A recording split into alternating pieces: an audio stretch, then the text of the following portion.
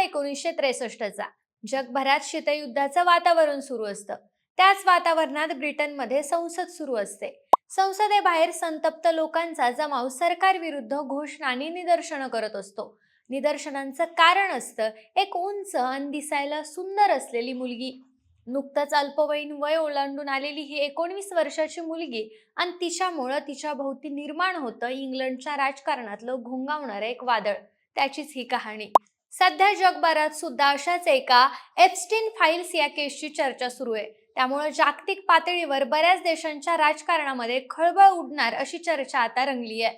अमेरिकेच्या संसदेत जेव्हापासून एप्स्टीन फाईल्स ट्रान्सपरन्सी ऍक्ट मंजूर झालाय, तेव्हापासून जेफ्री एप्स्टीन प्रकरण आणि त्यातले आरोपी, मोठे मंत्री, सेलिब्रिटी, टॉपचे बिझनेसमन यांच्यात एक दडपणाचं आणि भीतीचं वातावरण पसरलंय. अशीच घटना 1963 साली ब्रिटनच्या राजकारणात घडली होती. त्या एका लैंगिक स्कॅन्डलमुळे इंग्लंडचं सरकार कोसळलं होतं.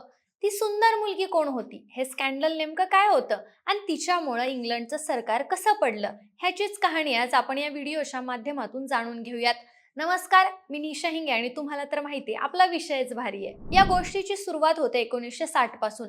क्लाइव्हडन इथे एका पार्टीचं आयोजन केलेलं असतं. प्रसिद्ध बारमध्ये दारू, अंमली पदार्थांचं सेवन सुरू असतं.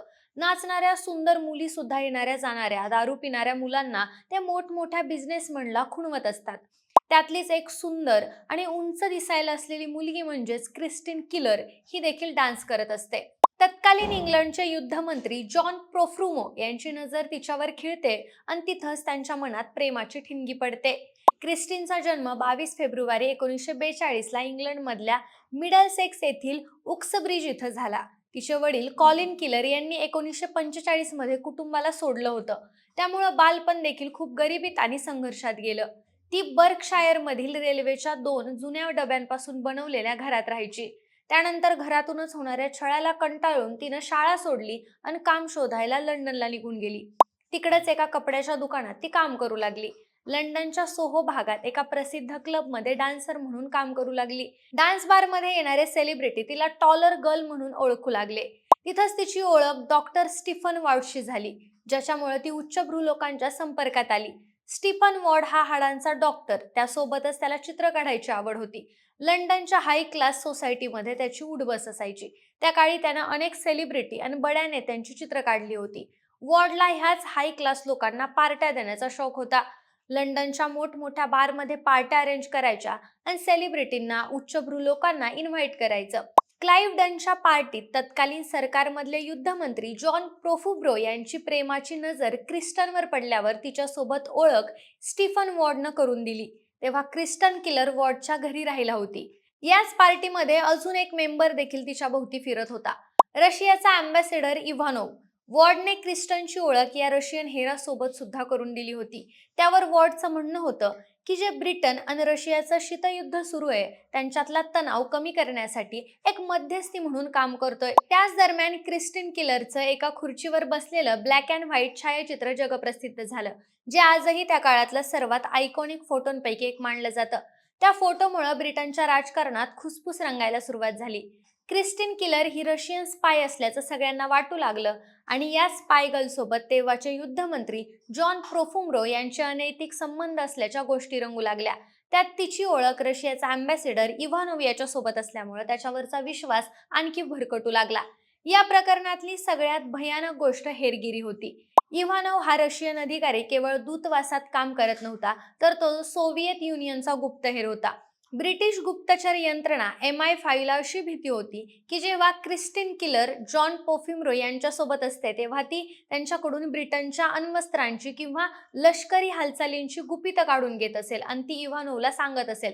त्यामुळे ब्रिटनच्या संसदेत आणखी चक्र जोरानं फिरू लागली. ब्रिटनच्या राज्यकर्त्यांनी हा विषय ब्रिटनच्या संसदेत घेतला आणि तिथल्या सरकारनं एक डेनिंग रिपोर्ट बनवला. असा रिपोर्ट ज्यात यांच्या सगळ्यांच्या चौकशीची खडानखडा माहिती होती आणि ती लोकांमध्ये पुस्तकांमार्फत पोचवायला सुरू केलं. लोकांमध्ये या गोष्टीची इतकी क्रेज वाढली की लोक हा डेनिंग रिपोर्ट घ्यायला रात्रभर दुकानाबाहेर रांगा लावू लागली. एका दिवसात या रिपोर्टच्या 1 लाखापेक्षा जास्त प्रती विकल्या गेल्या. यात राजकारण्यांच्या खासगी आयुष्यातील अनेक खळबळजनक गोष्टी होत्या. ही केस सुरू असतानाच अचानक एक बातमी समोर आली. प्रसिद्ध हाडांचा डॉक्टर आणि चित्रकार स्टीफन वॉर्ड यांनी जीवन संपवलं. या केस दरम्यान स्टीफन वॉर्डनं झोपेच्या गोळ्या खाऊन जीव सोडला. त्याचं कारण समोर आल्यानंतर समजलं की वेश्या व्यवसाय चालवल्याचा खोटा आरोप त्याच्यावर ठेवण्यात आला होता. या अपमानामुळं आणि अटकेच्या भीतीमुळं त्यानं न्यायालयाचा निकाल लागण्यापूर्वी झोपेच्या गोळ्या घेऊन जीव दिला. परंतु राजकारण्यांच्या डावामुळं स्टीफन वॉर्डला बळीचा बकरा केल्याचं क्रिस्टिन किलर तिच्या मुलाखतीत सांगताना आपल्याला दिसते. त्यावेळी डेनिंग रिपोर्टची लाट इतकी पसरली होती की संतापलेल्या लोकांनी सरकारची निदर्शनं करायला सुरुवात केली. चालू संसदेबाहेर लोक जमू लागली. सरकारच्या नावानं धिंडवडे निघू लागले. त्यामुळं संसदेत एकाच प्रश्नाची चर्चा होऊ लागली की जॉन प्रोफिमरो आणि क्रिस्टिन किलर यांचे प्रेमसंबंध. त्याच दरम्यान राजकीय आणि राष्ट्रीय सुरक्षेचा प्रश्न बनला होता. त्याच वेळेस प्रोफिमरो यांनी संसदेत सांगितलं की माझे आणि किलरचे काही संबंध नाहीयेत. मात्र काही दिवसातच सगळे पुरावे समोर आले आणि त्यांना कबूल करायला लागलं की त्यांनी संसदेची दिशाभूल केलीये. लोकशाहीत खोटं बोलणं हा सगळ्यात मोठा गुन्हा मानला जातो, ज्यामुळे त्यांना 5 जून 1963 साली युद्धमंत्री पदाचा राजीनामा द्यावा लागला. जनतेनं धारेवर धरल्यामुळं आणि विरोधकांच्या जहरी टीकेमुळे इंग्लंडच्या सरकारच्या कार्यक्षमतेवर प्रश्न निर्माण झाले. त्यातच तत्कालीन इंग्लंडचे पंतप्रधान हॅरोल्ड मॅकमिलन यांचं जाणीवपूर्वक खच्चीकरण करण्यात आलं. सुरुवातीला त्यांनी ह्या प्रकरणाकडे दुर्लक्ष केलं, पण लोकांचे सततचे होणारे सरकारवरचे हल्ले, मोर्चे त्यामुळे त्यांची हतबलता आणखी वाढू लागली. त्याच वेळेस लेबर पार्टीनं सरकारवर जोरदार हल्ला चढवला.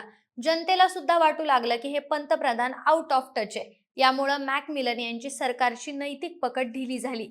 शेवटी प्रकृतीचं कारण देऊन ऑक्टोबर 1963 मध्ये मॅकमिलन यांनी पंतप्रधान पदाचा राजीनामा दिला. मॅकमिलन यांच्यानंतर अलेक डग्लस होम पंतप्रधान झाले, पण ते सरकार टिकवू शकले नाहीत. पोफ्रिमरो आणि क्रिस्टिन किलरच्या अनैतिक संबंधामुळे जनतेचा विश्वास उडाला होता. 1964च्या निवडणुकीत लेबर पार्टीने या घोटाळ्याचा वापर करून 13 वर्षाच्या हुजूर पक्षाच्या राजवटीतील घाण साफ करण्याचं आश्वासन दिलं आणि हेलार्ड विल्सन यांच्या नेतृत्वाखाली नवं सरकार सत्तेवर आलं. आणि अशा प्रकारे इंग्लंडचं सरकार एका सुंदर स्त्रीमुळे पायउतार झालं. एखाद्या स्कॅन्डलमुळे जागतिक पातळीवर काय वादळ येऊ शकतं हे तुम्हाला समजलं असेलच. मात्र सध्याच्या वातावरणात पेटलेल्या एप्स्टीन प्रकरणानं जगभरात आणि देशभरात काय खळबळ माजू शकते, त्याबद्दल तुम्हाला काय वाटतं हे आम्हाला कमेंटमध्ये नक्की सांगा. आणि सोबतच आपल्या विशेष भारी या चॅनलला सबस्क्राईब करायला विसरू नका. धन्यवाद.